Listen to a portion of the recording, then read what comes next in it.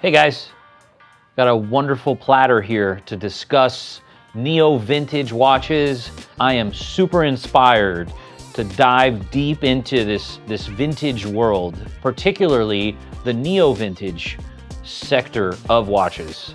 It gives you the cool factor, the collectability of limited supply and no longer being in production, mixed with the current everyday use that you can still have with those pieces. They're not antiques, but they're just a little classier, a little more educated of a collector who knows what they're doing, has these pieces. I'd say someone that can really appreciate the history and the significance of what these models are.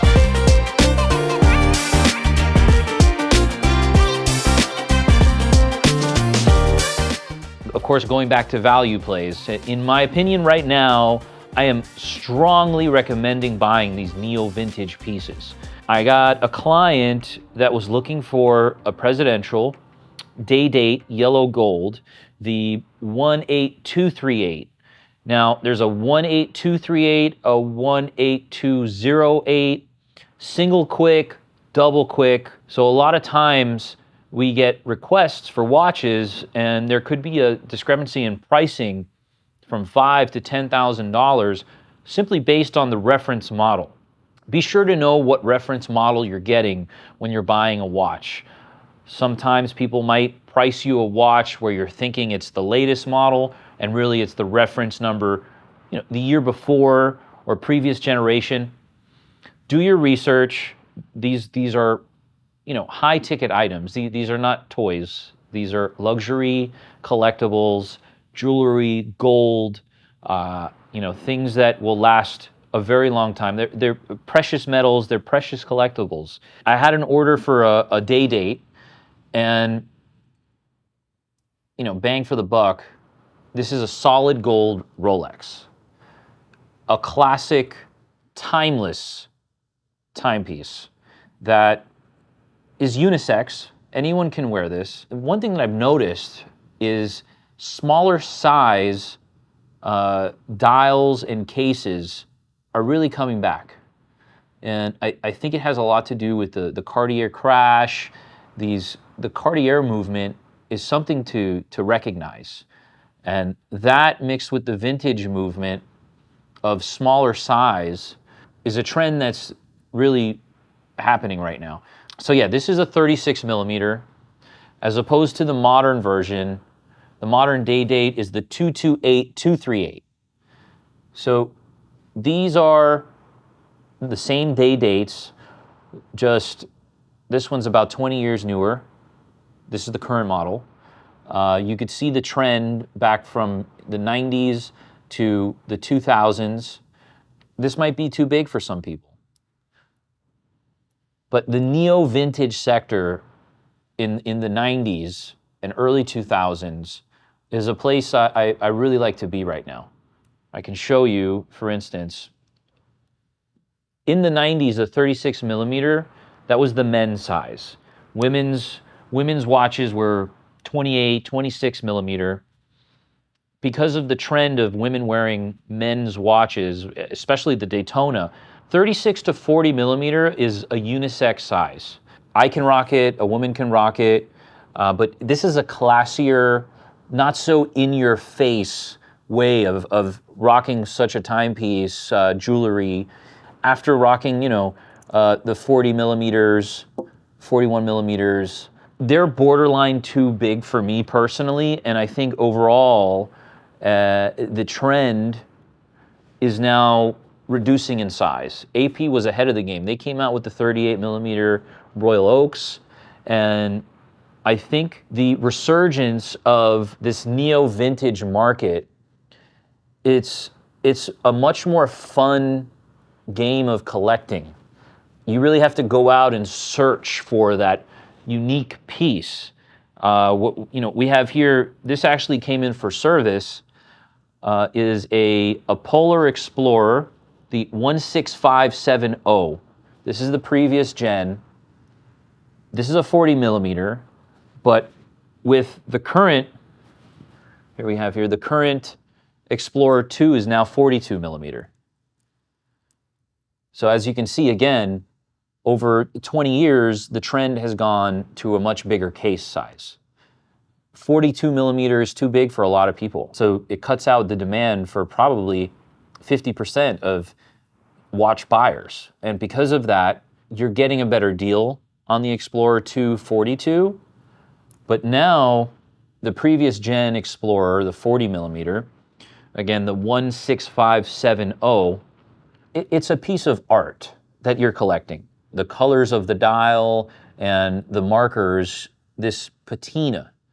Patina is something you want to pay attention for when diving into this neo-vintage world, any vintage piece. Each index, each marker has a certain fade in color that you become to appreciate and becomes a part of you. Like that's the difference between neo-vintage and modern timepieces, I think, and probably why I'm getting bored of the modern timepieces.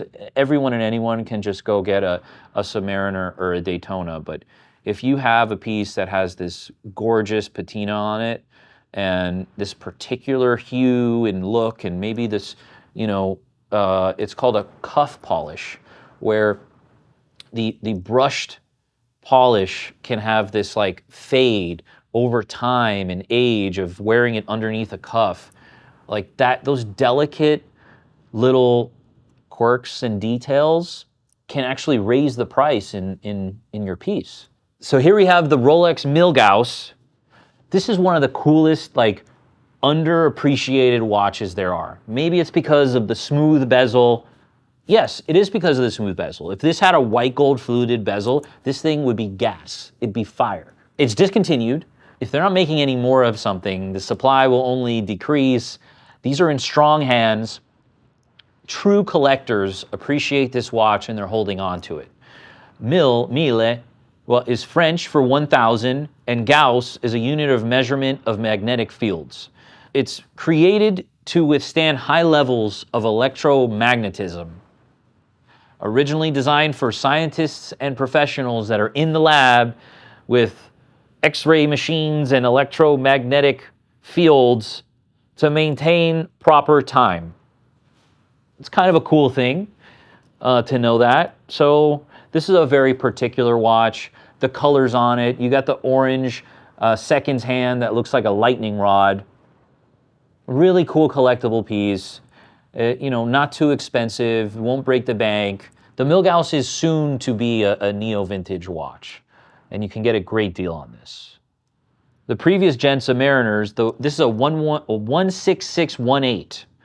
This is a 1999 yellow gold Submariner, and wearing this is a whole different vibe.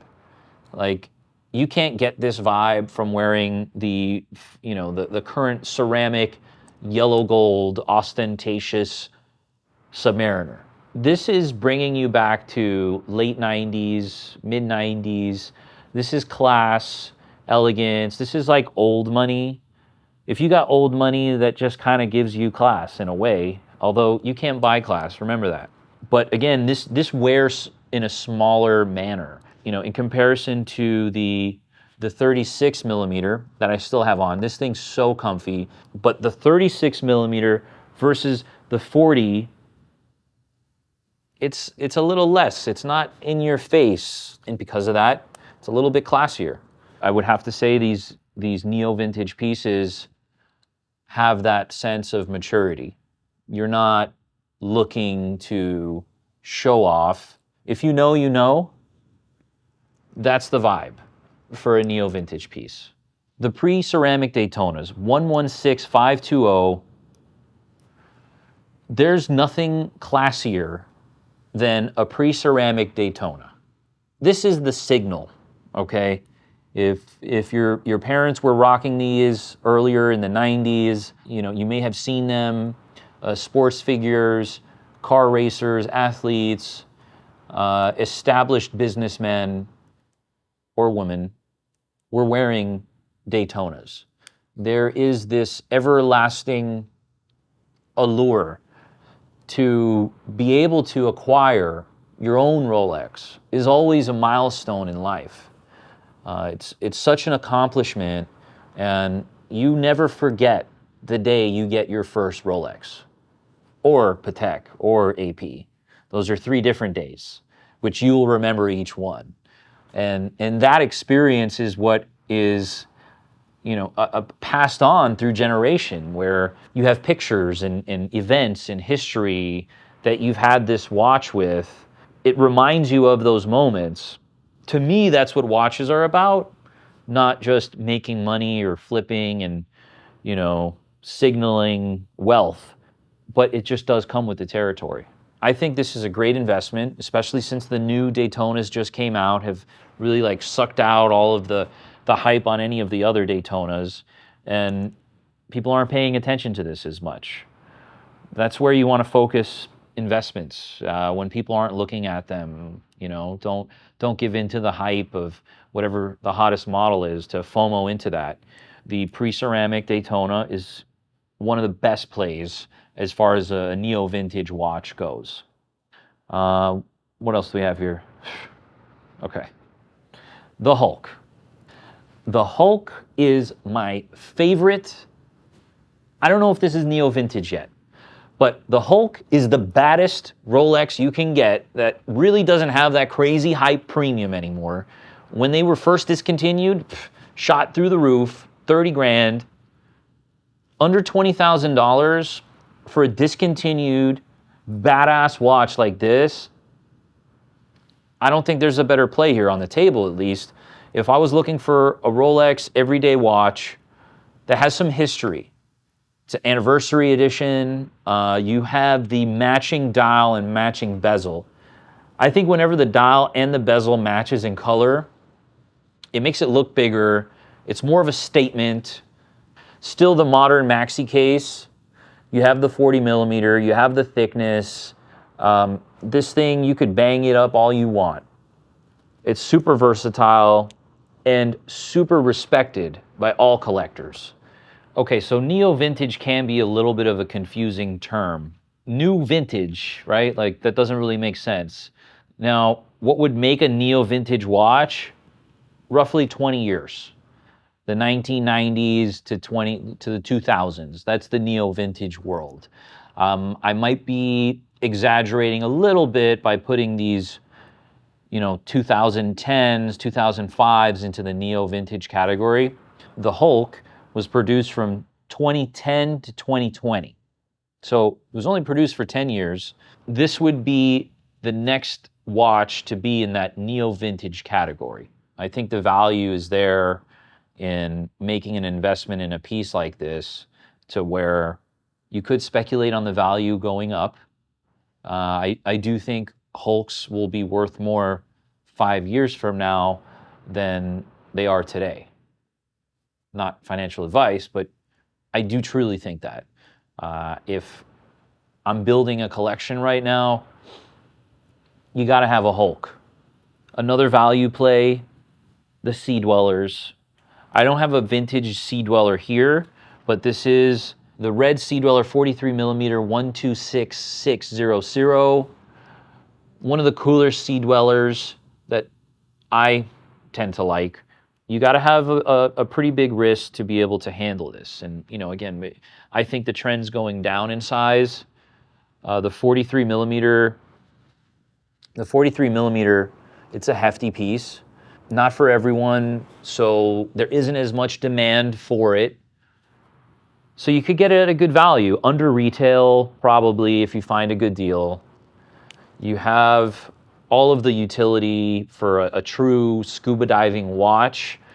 This has the glide lock, which is my favorite feature of all of the Rolex models. You could really fine tune the fit to your wrist. It's just too big for me. And it's probably too big for most of you watching.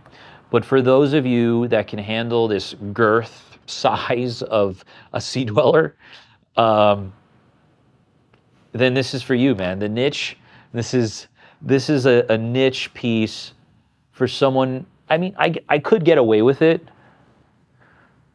It stands up a lot higher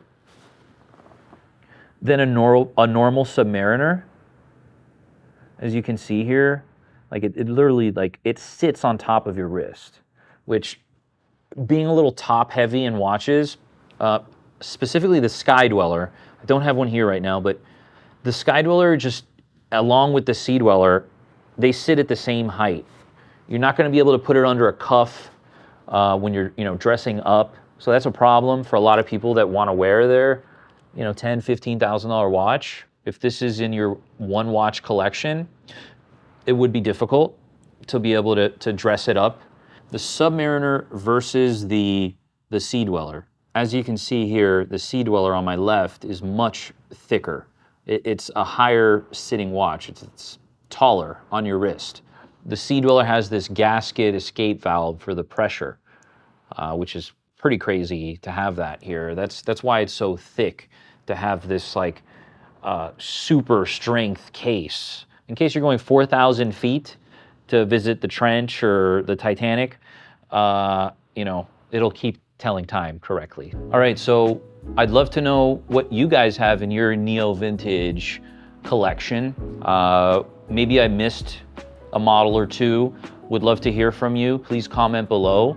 And always looking for feedback, input. If there's anything you'd like for us to review or comment on and do an episode on, please post and comment. I'm always trying my best to reply as soon as possible. And I really think this is a nice summary of this sector of the market. I hope you enjoyed it. If you found any value at all in this video and me talking to you guys, click the like, subscribe, tell your friends, share it. Appreciate all the support. Web3 Watch Plug, On Demand Luxe, we got you. Peace, love. See you next time.